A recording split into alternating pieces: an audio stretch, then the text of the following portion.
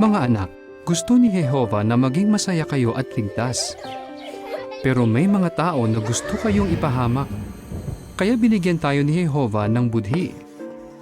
Para itong alarm system na tutulong sa inyong malaman ang tama at mali. Poprotektahan kayo nito, kaya tetestingin natin ng mami nyo ang alarm system nyo. Handa na ba kayo? Anong gagawin nyo kung sabihan kayo ng hindi maganda o may manakot sa inyo?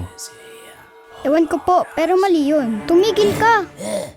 Very good. Sabihin nyo sa kanila na tumigil at ipaalam kay mami at daddy.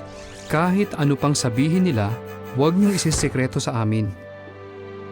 Paano kung may ipagawa sila sa inyo na alam ninyong mali?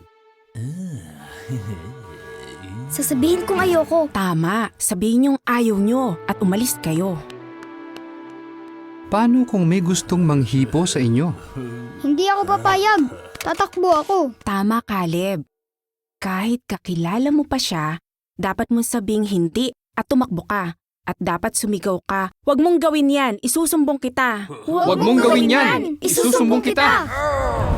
Mapanganib talaga ang mundong ito.